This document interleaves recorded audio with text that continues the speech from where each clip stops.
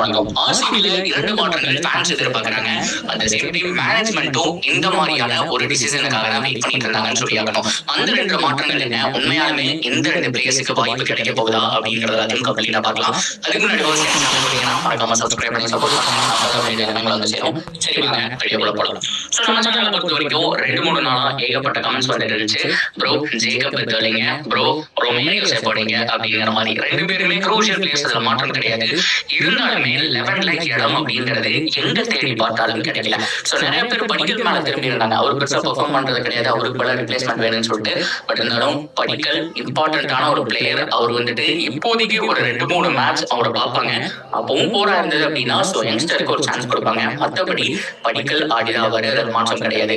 இப்போதைக்கு Liam Livingstone மேலதான் ஏகப்பட்ட பிரஷர். பெருசா பெர்ஃபார்மன்ஸ் கிடையாது. எஸ் அப்கோர்ஸ் அவர் கிரேட் ஸ்பின்னர் தான். பட் இருந்தாலுமே அவருக்கு அந்த சான்ஸ் அப்படிங்கிறதும் பெருசா கிடைக்கல. சோ இந்த சமயத்துல எக்ஸ்ட்ரா ஒரு பேட்டர் இல்ல ஆல்ரவுண்டருக்கு போக போறாங்க. இப்ப லியாம் லிவிங்ஸ்டன் மாதிரியே அச்சசலா ஒருத்தர் வேணும் அப்படின்னா ஜேக்கப் பெத்தல். அவரை பொறுத்த வரைக்கும் இவர் அளவுக்கு அதிரடியா அடிப்பாரான்னு கேட்ட கிடையாது. ஆனா இவரை விட பெட்டரா ஆடுவாருன்னு சொல்லியாகணும். என்ன ப்ரோ குழப்பறீங்க அப்படின்னா லியாம் லிவிங்ஸ்டன் ஒரு காட்டா மாதிரி சுத்திட்டே இருப்பாருங்க. எந்த பால் வந்தாலுமே அடிக்கணும் அப்படின்னு பாக்குறதா அவருடைய மென்டாலிட்டி. ஆனா ஜேக்கப் பெத்தல் பக்கா பிளேயர். இயான் மார்கன் தெரியுமா? அவரு மாதிரியான ஒரு பிளேயருங்க. அவரால் 6 அடிக்க முடியும், 4 அடிக்க முடியும், சிங்கிள் ரொட்டேட் பண்ண முடியும். Perfect middle order batsman.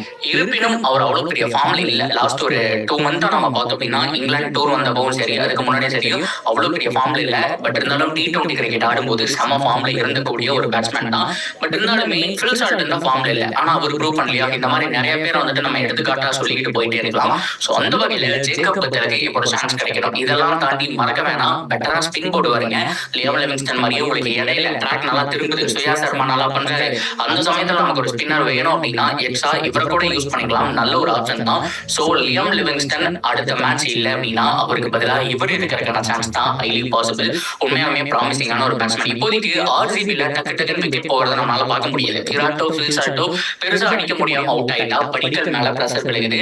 So மன்னிக்கவும், படிக்கலும் அவுட் ஆயிட்டாங்க அப்படின்னா பட்டிதர் மேல பிரஷர் விழுகுது. சோ இந்த 4 பேர் தான் அவங்களுடைய தூண். இதுக்கப்புறம் ஒரு லியாம் லிவிங்ஸ்டனோ அது மட்டும் இல்லாம ஒரு டிம் டேவிட்டோ, ஜிதேஷ் சர்மாவோ பினிஷிங் ரோல்ல பார்ப்பாங்க. அவங்களை பொறுத்த வரைக்கும் லாஸ்ட் ஒரு 5 ஓவர்ஸ் பேட்டிங் எக்ஸ்பெக்ட் பண்ணுவாங்க.